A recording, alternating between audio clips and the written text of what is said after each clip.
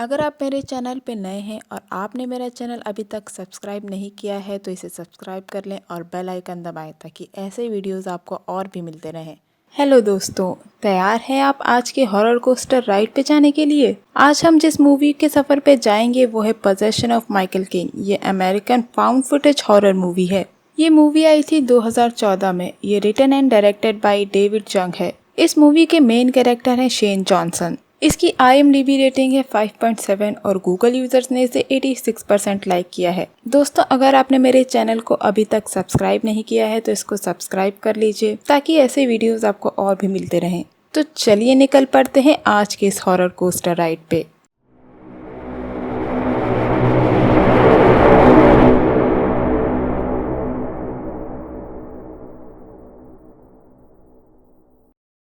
दोस्तों, चलिए बढ़ते हैं कैरेक्टर सेक्शन की तरफ।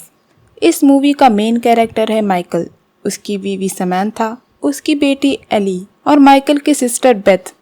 कहानी की शुरुआत होती है documentary film maker Michael king से, जो भगवान या शैतान या किसी भी चीज़ पे विश्वास नहीं करता है, और उसकी पत्नी समैंथा भगवान पे विश्वास करती थी। समैंथा काफ़ी सालों से बेवरली, जो कि एक स्पिरिचुअल मीडियम है, उसके पास जाया करती थी। दोस्तों, मैं आपको बता दूं कि माइकल अपनी वाइफ के साथ यूरोप घूमना चाहता था, लेकिन समैंथा की एक्सीडेंट में मौत हो गई थी। समैंथा एक एक्ट्रेस बनना चाहती थी, इसीलिए बेवरली ने उसे सलाह दी कि वो अमेरिका में ही रहे। समैंथा की मौत के बाद माइकल बेवरली के पास जाता है और कहता है कि वो ये मान ले कि वो ये सब नाटक करती है और उसका किसी भी स्पिरिचुअल चीज़ से कोई कॉन्टैक्ट नहीं है। बेवरली नाराज़ हो जाती है और माइकल को वहाँ से जाने के लिए कहती है। माइकल अपनी पत्नी के जाने के बाद खुद को संभालने की कोशिश करता है। माइकल की बहन बेथ आके उसके साथ रहने लगती है ताकि उसकी बेटी एली का ध्यान रख सके। माइकल डिसाइड करता है कि वो एक डॉक्यूमेंट्री बनाएगा, ये साबित करने के लिए कि कोई भी पैरानॉर्मल वर्ल्ड या आफ्टर लाइफ जैसी कोई चीज़ नहीं होती। उसका मानना है कि ये सब इंसान के डर की वजह से होता है, जिसका लोग फ़ायदा उठाते हैं और मार्केट में पैसा कमाते हैं। माइकल खुद पे रिचुअल करना चाहता था, इसीलिए उसने खुद को एज अ टेस्ट सब्जेक्ट पेश किया। उसने इंटरनेट पे एक ऐड दिया जहां लोग अपने तरीके बता सकते हैं, ये प्रूफ करने के लिए कि पैरानॉर्मल वर्ल्ड भी होता है। जॉर्डन माइकल को हर वक्त शूट करता रहता है। माइकल को लगता है कि वो ये साबित कर देगा कि ये सब चीज़ें नहीं होती हैं, और अगर उसके साथ कुछ गलत भी होता है तो वो पहला ऐसा इंसान होगा जिसके पास ये प्रूफ होगा कि सुपरनैचुरल पावर्स भी होती हैं। माइकल के दिए हुए ऐड पे हजारों रिस्पॉन्स आते हैं। माइकल इंटरनेट के रिस्पॉन्स में से सबसे पहले स्पिरिचुअल इंसान गिबॉन्स से मिलने आता है। गिबॉन्स बताता है कि उसके पिता ने उसको सेक्सुअली अब्यूज किया था। वो बताता है कि उसने अपने पिता से छुटकारा पाने के लिए सेटन से मदद मांगी थी, जिसके तुरंत बाद गिबॉन्स के पिता की मौत हो गई थी। माइकल इंटरनेट से कुछ चीजें मंगवाता है ताकि वो डीमन से कांटेक्ट कर सके। फिर वो ब्लैक कैंडल्स का घेरा बना के डीमन को बुलाता है, लेकिन कुछ भी नहीं होता। फिर माइकल एक सेल्फ प्रोक्लेम्ड डिमोनोलॉजिस्ट कपल के पास जाता है। वो माइकल को क्रॉस पे लेटा के उसकी आंखें बंद करके उसको बांध देते हैं और कुछ स्पेल्स बोलते हैं, लेकिन कुछ नहीं होता। बाद में माइकल को पता लगता है कि वो लोग फेक थे, लेकिन माइकल हार नहीं मानता। वो एक फ्यूनरल डायरेक्टर से मिलता है जो ये दावा करता है कि वो जादू टोना करता है। वो डायरेक्टर एक मेंढक से DMT निकालता है। दोस्तों, DMT एक केमिकल सब्सटेंस होता है जो ह्यूमन बॉडी में मरने के बाद बनता है, और ये रिचुअल के लिए यूज किया जाता था। फिर वो माइकल को लेके कब्रिस्तान जाता है, जहाँ पे वो एक मरे हुए इंसान की स्पिरिट को माइकल की बॉडी में ट्रांसफर करने वाला था, लेकिन तभी पुलिस आ जाती है। वो दोनों वहाँ से भाग जाते हैं। जब माइकल एक बिल्डिंग में चला जाता है और वो फ्यूनरल डायरेक्टर उसके पीछे उसको ढूंढने जाता है। वो डायरेक्टर पाता है कि माइकल एक दीवार पे खड़ा होता है, और जब वो मुड़ता है तो उसकी आंखों का रंग काला हो गया होता है। यानी माइकल के साथ कुछ तो गड़बड़ हो गई है, यानी माइकल पोजेस्ड हो चुका था। वो कहता है कि वो मरना नहीं चाहता और उस डायरेक्टर को नीचे फेंक देता है। फिर कुछ देर बाद सब नॉर्मल हो जाता है। जब माइकल रात को रिकॉर्डिंग कर रहा होता है तो वो बताता है कि उसे अपने सर में एक दर्द और कांस्टेंट आवाज सुनाई देती है, लेकिन उसको लगता है कि शायद वो ड्रग की वजह से है। यहाँ हम देख पाते हैं कि माइकल के बिहेवियर में चेंज आने लगा था। वो जोर से चिल्लाता है और उसकी आंखों का रंग काला हो जाता है, यानी डीमन उस पर हावी होने लगा था। माइकल एक साइकोलॉजिस्ट के पास जाता है ताकि वो पता लगा सके कि जो आवाज उसके सर में गूंज रही है आखिर उसकी वजह क्या है। फिर वो साइकोलॉजिस्ट एक हिप्नोथेरेपी करती है, लेकिन कुछ सेकंड्स बाद वो सेशन रुक जाता है क्योंकि कमरे की लाइट चली जाती है।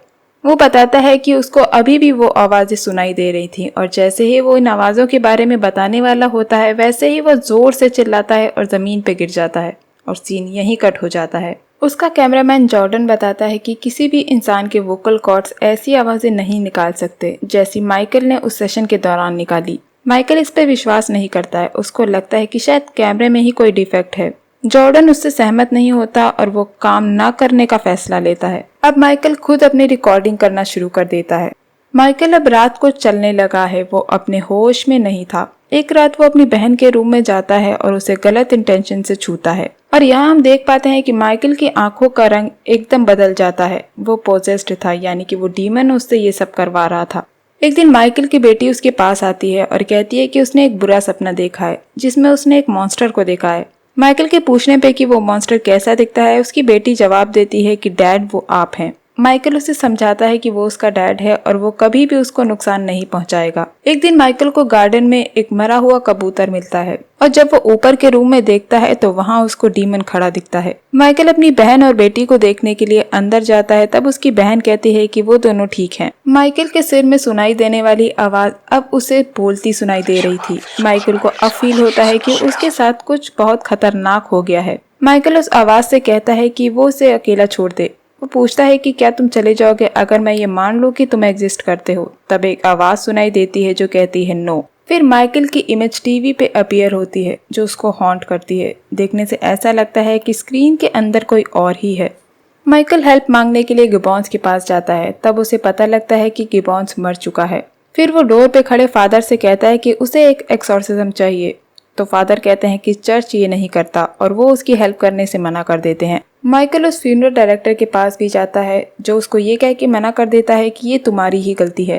फिर माइकल उस डेमोनोलॉजिस्ट कपल के पास जाता है और वो भी उसकी मदद करने से इनकार कर देते हैं। माइकल अपने आप पे कंट्रोल खोने लगता है। वो एक रात चाकू लेके अपनी बेटी एली के रूम में जाता है। वो अपने होश में नहीं होता है, वो पोजेस्ड हो चुका होता है। अगले दिन बेथ को अपना डॉग फिशबोन एली के बेड पे मरा मिलता है। माइकल एली और बेथ को कहता है कि वो अपने दोस्तों के यहाँ रहने चली जाए, क्योंकि चर्च ने मना कर दिया होता है तो अब एक्सॉर्सिज्म वो खुद करेगा। माइकल अब खुद अपने आप पे ही एक्सॉर्सिज्म परफॉर्म करता है, लेकिन जैसा आप जानते हैं कि ये करना इतना आसान नहीं होता, वो भी उस इंसान के हाथों जिसे गॉड पे कभी विश्वास ही नहीं था। माइकल जब खुद पे एक्सॉर्सिज्म परफॉर्म करता है तो उसके हाथ में जो बाइबल होती है उसमें आग लग जाती है। वो एंटिटी उसे रूम में इधर उधर फेंकती है और माइकल की बॉडी को पूरी तरह पोजेस्ट कर लेती है। वो एंटिटी माइकल को उसके चेस्ट पे एक पेंटागन गुदवा देती है। अगले दिन जब माइकल अपनी चेस्ट की स्किन को सिल रहा होता है तब उसको दर्द का कोई एहसास नहीं होता।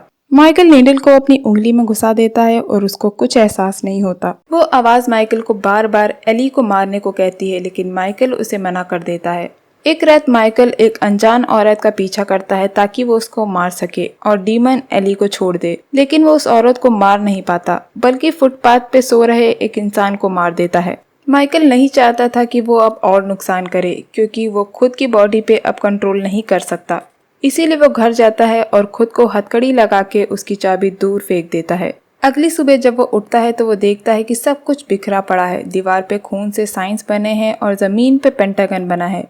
माइकल टीवी पे रिकॉर्डिंग देखता है। दोस्तों यहाँ हम देख पाते हैं कि जॉर्डन उस रात माइकल के घर आया था, लेकिन उस वक्त माइकल नहीं बल्कि डीमन था जिसने माइकल की बॉडी को कंट्रोल किया था। उसने माइकल बन के अपनी हथकड़ी जॉर्डन से खुलवाई थी। ये देख के माइकल जॉर्डन को कॉल करता है और जॉर्डन के फोन की रिंग ऊपर के कमरे से सुनाई देती है, लेकिन कॉल रिसीव नहीं होता। तब माइकल ऊपर एली के रूम में जाके देखता है। तब वो देखता है कि जॉर्डन मर चुका है और वो दीवार से लटक रहा होता है। अब माइकल बिल्कुल टूट चुका था। वो इससे छुटकारा पाने के लिए ढेर सारी दवा खा लेता है और कैमरे में कहता है कि होप किसी को उसकी ये रिकॉर्डिंग मिल जाए ताकि वो लोगों को दिखा सके। वो कहता है कि जिसको भी ये रिकॉर्डिंग मिले वो सारे लोगों को ये रिकॉर्डिंग दिखाए और उसकी बेटी से कहे कि उसके डैड उससे बहुत प्यार करते हैं। लेकिन वो डीमन माइकल को उल्टी करवा देता है, जिसकी वजह से सारी दवाएं बाहर निकल जाती हैं। वो कहता है कि तुम्हें एली को मारना है, मार दो, लेकिन माइकल मारने से मना कर देता है और डीमन कहता है कि तुम्हें उसे मारना ही होगा। नेक्स्ट सीन में माइकल रॉकिंग चेयर पे बैठा होता है जब उसके सर में से आने वाली आवाज उससे कहती है कि अब हम दोनों साथ हैं माइकल। अगली सुबह बेथ एली को लेके घर आती है। तब माइकल उसका गला पकड़ता है और उसे हवा में एक हाथ से ऊपर उठा देता है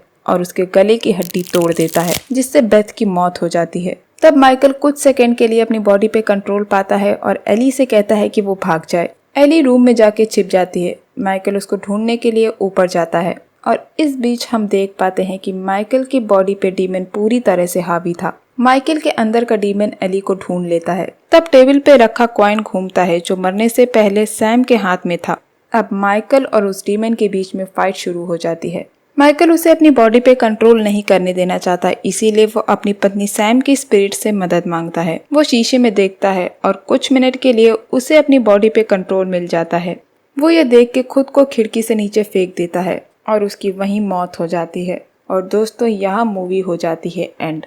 दोस्तों अब बात करते हैं इस मूवी से जुड़ी कुछ बातों की। I know you must be thinking कि आज डिटेल्स नहीं है, बट आपको इससे जुड़ी बातें पसंद आएंगी। दोस्तों इस मूवी को एक डॉक्यूमेंट्री की तरह फिल्माया गया है जहाँ पे पूरी स्टोरी मेन कैरेक्टर पे ही फोकस्ड है।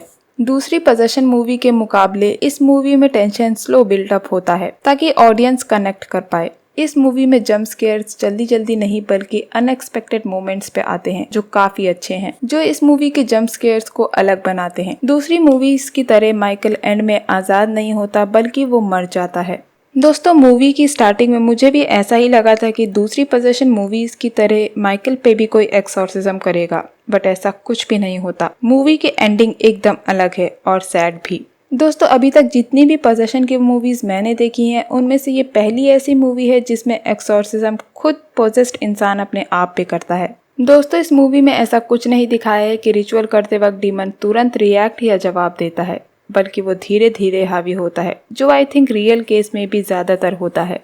दोस्तों इसके अनएक्सपेक्टेड टाइम पे आने वाले जंप स्केयर्स मुझे काफी अच्छे लगे। दोस्तों इस मूवी के कुछ सीन को नए तरीके से दिखाया गया है, जैसे शीशे में जब माइकल से डीमन बात कर रहा होता है तो शीशे के एक टुकड़े के जरिए माइकल और डीमन दोनों को एक ही फ्रेम में दिखाया गया है, जो काफी नया है। दोस्तों मैं आपको बता दूं कि इस मूवी को कंप्लीट करने के लिए डायरेक्टर ने सिर्फ 19 दिन रखे थे। पर्सनली मुझे एक्टर शेन जॉनसन की एक्टिंग काफी अच्छी लगी। तो दोस्तों ये था मेरा explanation movie the possession of Michael king को लेके। होप आपको ये एक्सप्लेनेशन पसंद आया होगा। मुझे कमेंट के जरिए ये जरूर बताएं कि आपको ये एक्सप्लेनेशन कैसा लगा। तो मिलते हैं अगले वीडियो में, तब तक के लिए अपना बहुत ख्याल रखिए। Because you are precious. Lots of love.